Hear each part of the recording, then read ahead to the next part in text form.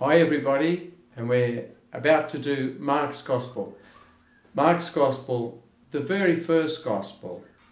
And in this particular, our first lecture, I'd like to look at a basic introduction to this Gospel and then chapter 1.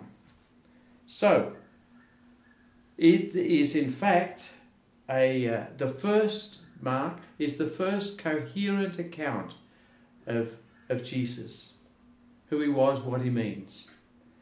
In this lecture, doing three things: the introduction of the Gospel, looking at the prologue in chapter 1, verses 1 to 13, and looking at the rest of chapter 1. So it's basically the introduction and the first chapter, but in three sections. So, as we look at the introduction, the first question I'd like to ask is, or give some sort of an answer to, is, why would anybody study Mark's Gospel? Pretty basic sort of a question. In our early church, St. Mark was actually overlooked. In fact, the great Augustine in the early 5th century said that Mark is really a précis of Matthew. And Matthew is much favoured in our church, as we know, and was favoured in the early church because it has all the great teaching passages. And the equally long, Matthew is long, is Luke, another gospel, which has the beautiful presentation of who Jesus is. And it has beautiful parables that we all remember, like the Good Samaritan and the prodigal son. Mark doesn't have Matthew's beautiful teaching passages, nor does it have those lovely parables that are so familiar to us from Luke. And the first ever commentary on Mark's Gospel by a church scholar comes from the 6th century. So in the early church, it wasn't favoured.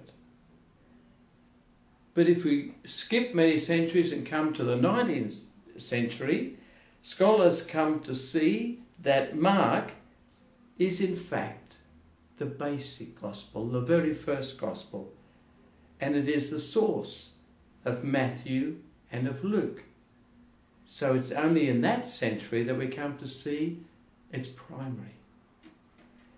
And it's the basic text for trying to write the story of Jesus. What was he really on about? By the early 20th century, the scholars realized that it's not exactly a biography of Jesus. In fact, a lot of it we'd worry about historically. This is in the early 20th century. But it's rather a picture of Jesus as he was understood and worshipped in the early church, as our Messiah and as the Son of God. We came to see Mark, the writer, as not a historian, but as rather a theologian, somebody who tells us the deeper significance of this figure, Jesus. And Mark shapes all the sources that he had into a powerful story about what faith in Jesus really is. We'll see that the questions that Mark raises and the solutions that he offers still speak to you and to me in a quite remarkable way.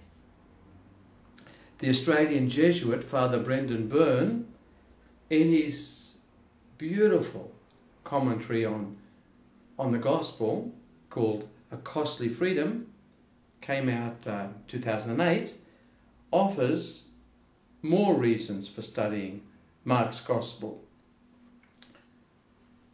He says, firstly, Mark's writing in a context where everything's confused, everything's chaotic. But Mark has Jesus embrace this chaos and darkness. Mark sees in this Jesus and in his story a way for his listeners to grasp how it's possible to be a Christian and not know answers. And isn't that something that we need in today's world? Second thing of Father Brendan Byrne, Mark's writing, and I quote him, seems particularly designed to address failure in community leadership and the wider disillusionment and hopelessness to which that failure can give rise. And I think if we're honest, that's a real part of our experience of being a Catholic Christian today. We are struggling in some way with our institutional church. And thirdly, Mark describes Jesus as the stronger one. That's an interesting concept. Jesus is the stronger one. And he's on about freeing us from all those forces and compulsions and addictions which seem so often to control us, so that we become free through Jesus. In a sense, that's what the demonic possessions are, things that control us. And Jesus is stronger and liberates us. So we study Mark's Gospel for these and perhaps other reasons too. We think of Mark. Who is this Mark? What can we say about him? When did he write this? And where? All those sort of basic questions we ask about the author. Early in the 2nd century, there's a bishop of Hierapolis in modern-day Turkey, Papias, and he wrote this. When Mark became Peter's interpreter, he wrote down accurately, though not in order, all that he remembered of what the Lord had said and done. Peter and Peter's memory. The great Saint Irenaeus of France, Lyon in France, Gaul of course in those days, writing around the year 180 AD, identifies Mark with a New Testament figure, John Mark, mentioned in the Acts of the Apostles, which says, Peter, and he says this, Peter, after being led out of prison, went straight to the house of Mary, the mother of John Mark. It's in the Acts of the Apostles. This John Mark is a cousin of Barnabas and a friend, a fellow missionary of Paul. He's also described in the first letter of St. Peter as a co-worker of Paul, my son, of Peter, my son Mark. We also have a Latin prologue, a Latin translation, a Latin prologue to Mark's Gospel from around this time, later in the 2nd century, and it says this. After the death of Peter himself, Mark wrote down this same Gospel in the regions of Italy. So clearly in the early church, and in the opinion still of many scholars today, Mark wrote his Gospel in Rome around the year 70 AD. Father Michael Fallon, MSc, in his beautiful commentary says, we do well to read Mark's Gospel through the eyes and heart of Peter.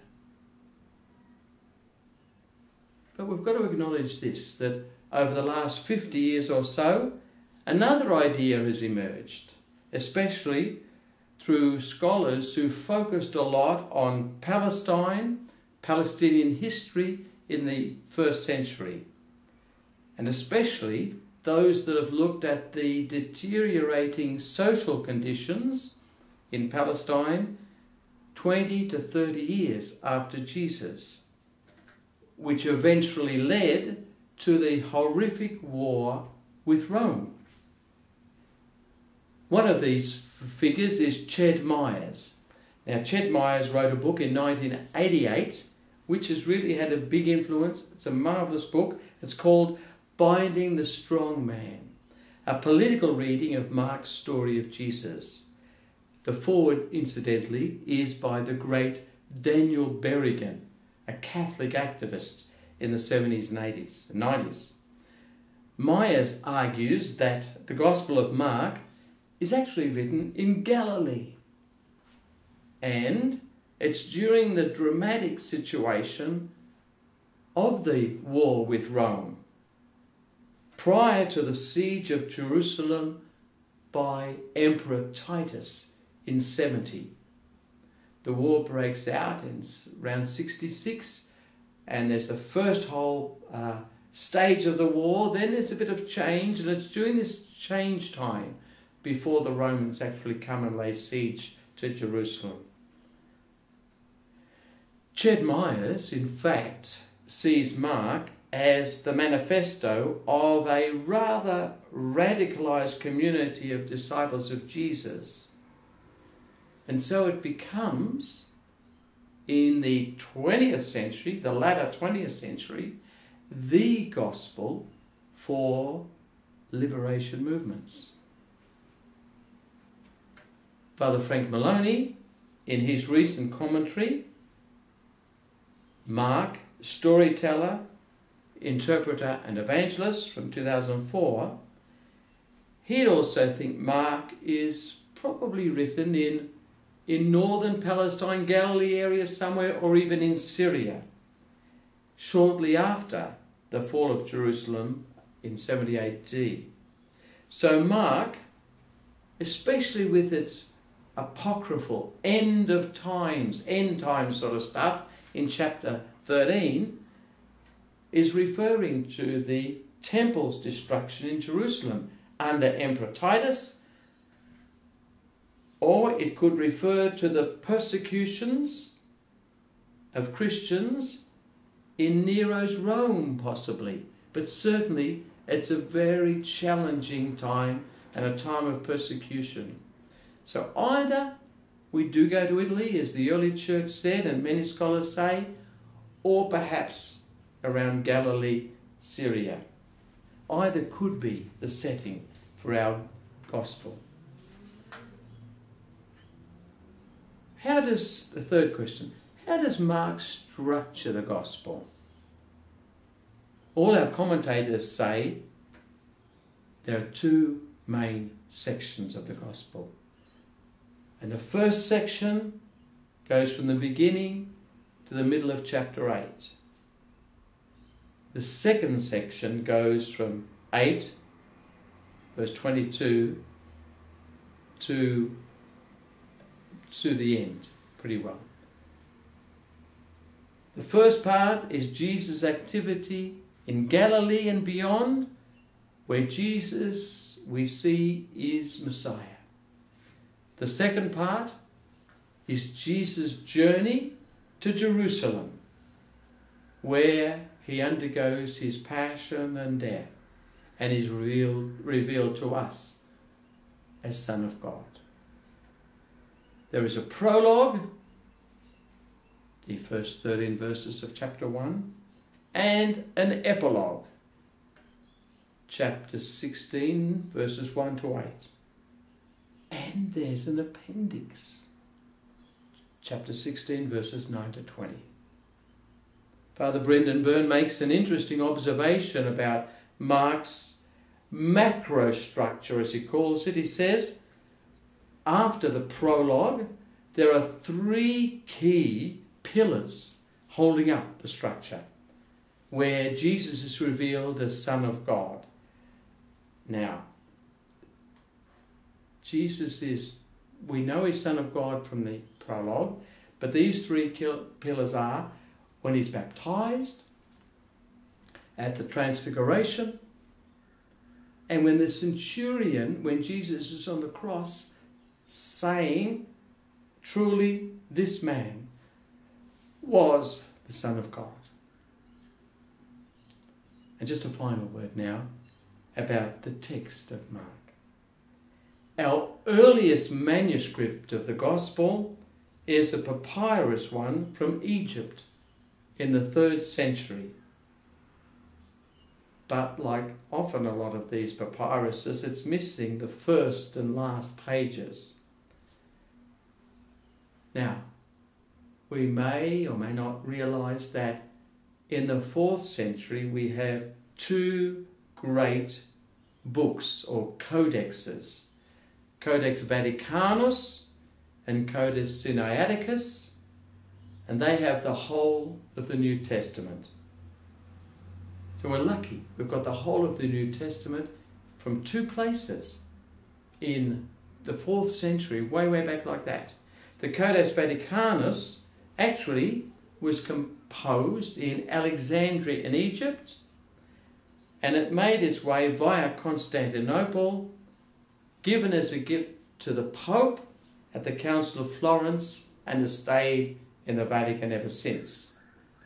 Codex Sinaiticus, Mount Sinai, was discovered at St. Catherine's Monastery at the base of Mount Sinai, and was discovered there in 1884. It was taken to Russia. It was sold when it became the Soviet Union in 1933, and most of it found its way to the British Museum. So that's a little bit of an introduction about the Gospel. Second thing I'd like to spend time on now is the prologue. Chapter 1, verses 1 to 13. St. Mark opens the story of Jesus with a very carefully constructed introduction, which taps into the longings of the Jewish people for a Messiah. John the Baptist tells us he's here. He's here. This one you're longing for. He then tells us that the long reign of God's silence is over. The heavens are once again open at Jesus' baptism. And finally, where with Jesus in his struggle against the forces of sin and oppression, the temptation in the desert. And that is, that struggle, the fundamental storyline, which includes all sort of what Jesus is struggling against in his public ministry. Okay, going back now into that a bit more closely, a few words about the title then, this significant title. The beginning of the good news about Jesus, the Messiah, the Son of God. The beginning makes us think of the opening words of the book of Genesis. In the beginning, God made heaven and earth. Jesus brings about a new beginning for the human family. In a sense, it's a new creation story. The beginning of the good news. Back in those days, people spoke about the birth of a great person as good news for the human family. Jewish people also thought of Isaiah, the great prophet, where good news is always connected with liberation, homecoming. And this is so important, of course, for Jesus, because the beginning of the good news, therefore, is the birth of somebody immensely significant for us, but who's bringing liberation. That's how Jewish people would have heard the beginning of the good news. Of Jesus, Christ, or Messiah. Same meaning. Christ, Greek, Messiah, Hebrew. What does that mean? At the end of the first half of the book, Peter will profess that Jesus is the longed-for Messiah, and we'll see this Messiah in action all through Galilee. The second half of the Gospel will show us, yes, he is the Messiah, but he's not exactly as you expected, because he's a suffering Messiah. The beginning of the good news about Jesus the Messiah, Son of God. This phrase, which we mentioned, occurs 3 times in the structure, in the course of the story, as sort of pillars. The baptism, the transfiguration, and the crucifixion. It's a key phrase telling us that Jesus is the chosen one of God and very, very close to God. Next, after that introduction to the whole gospel, comes the opening scene, the appearance of the Baptist. It opens with a quotation from the great prophet Isaiah. And this book, together with the book of Psalms, is so well known to the early Christians.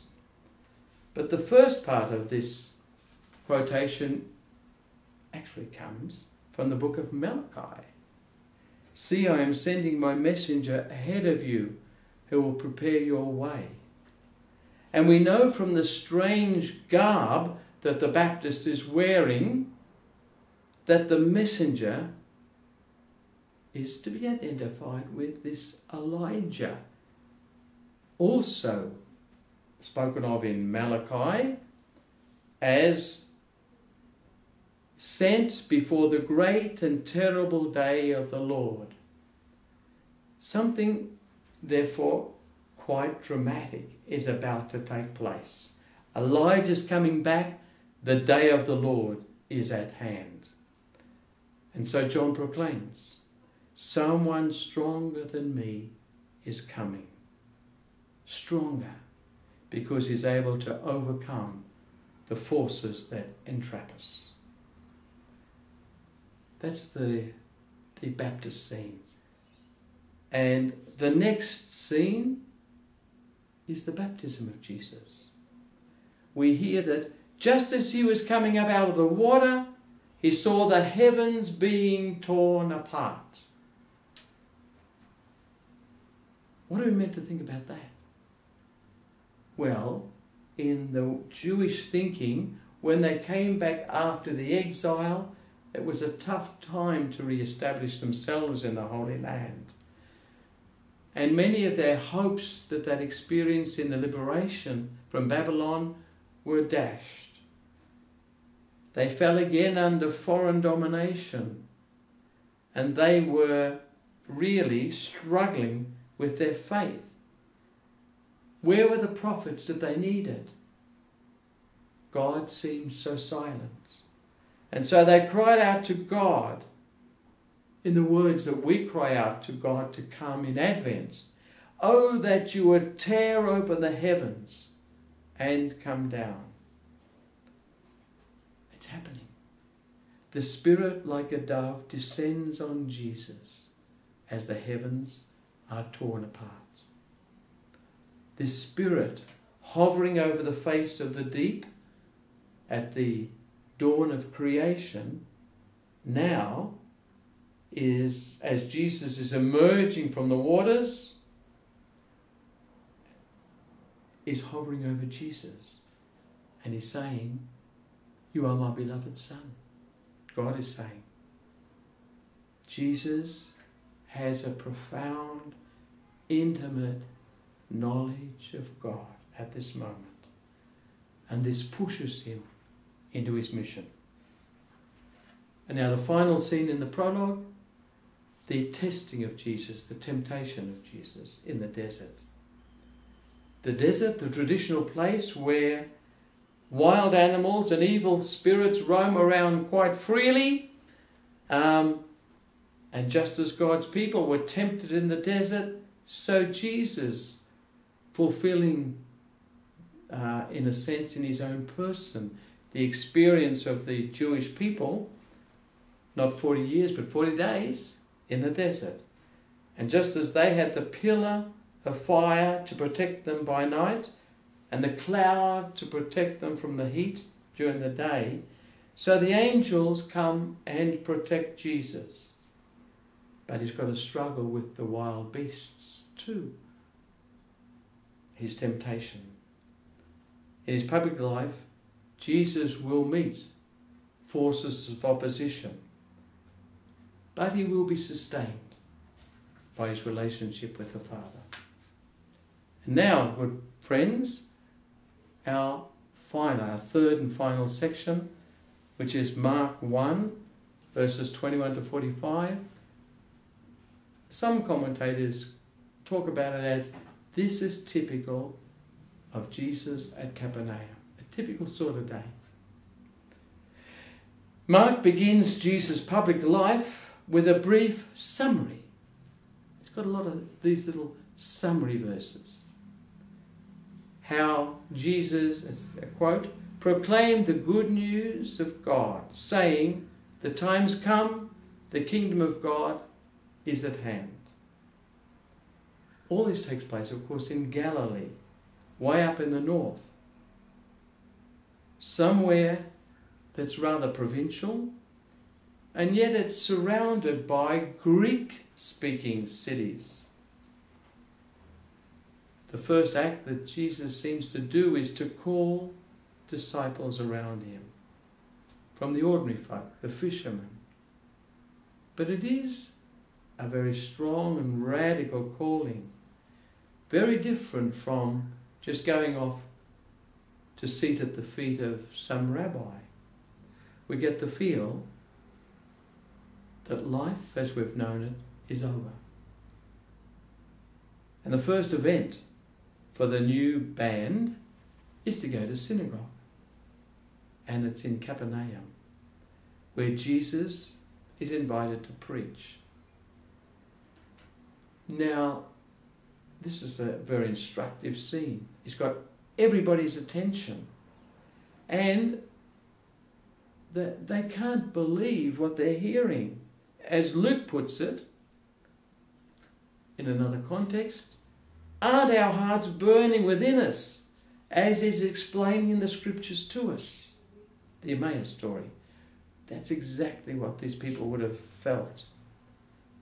Mark puts it a bit more laconically. His teaching made a deep impression on them because, unlike the scribes, he taught them with authority. It wasn't same old in any way. No platitudes or cliches. Jesus was out to win people's hearts and to liberate people's minds. But then he's interrupted by a disturbed fellow who shouts out, "What do you want with us, Jesus of Nazareth? Have you come to destroy us?" And Mark says this guy is possessed by an unclean spirit, and that he's threatened. He's obviously threatened by what Jesus is saying and how he's saying it. Perhaps the implication is that he'd be okay listening to the scribes as they give the same old thing, because they're not disturbing anybody, they're not inspiring anybody. Jesus is beginning to invade his turf, the turf occupied by the scribes. And this fellow's reaction is emblematic, if you like, of how the scribes are themselves feeling threatened. So he yells out, "I know who you are, the Holy One of God." Because Jesus ultimately wants to purify the unclean and replace what's unclean with what's holy. Unclean, we'll come back to that, of course. But Jesus is really wanting to bring to liberation all those that feel unworthy. The second event is the cure of Simon's mother-in-law. So in this we're moving from the religious setting of the synagogue to a rather beautiful domestic setting. Father Byrne suggests that this scene begins the consecration of the domestic church.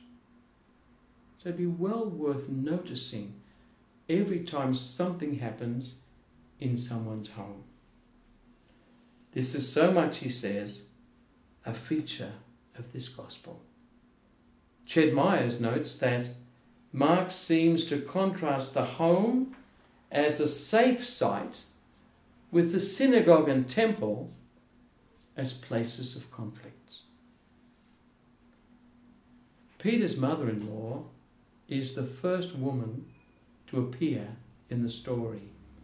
And after being raised up, remember she's sick with fever, she's raised up, interesting word, same word as we use for the resurrection. Meyers says that forget any thoughts of patriarchy at this particular moment.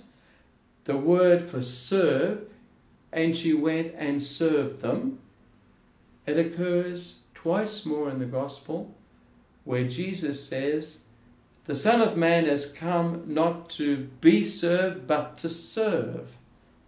And at the end of the Gospel, Mark says of the women who, when Jesus was in Galilee, followed him and served.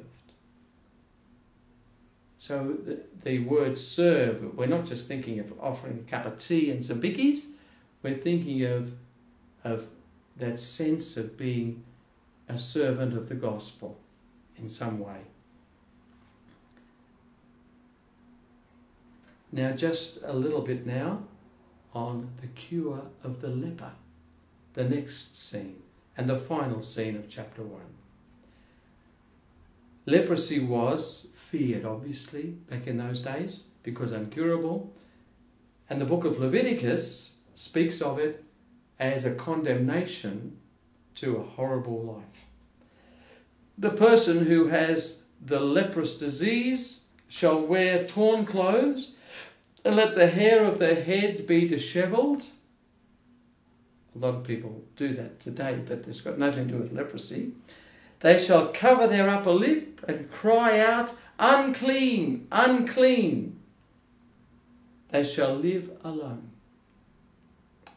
People believed that God was punishing people with leprosy, or perhaps their parents were being punished for something they did by having a son or daughter with this disease. And of course they became outcasts, unclean, ritually impure, segregated from everybody. Jesus challenges this mentality and reaches out, and he actually touches the poor fellow, becoming himself ritually unclean.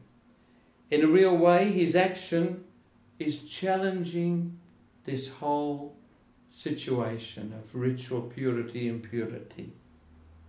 All these regulations which give rise to a rather systematic rejection of all who are deemed impure. The priests and the interpreters of the law, of course, naturally, are threatened by anybody who dares challenge all this, and that's possibly why Jesus tells him, don't tell anybody what's happened here.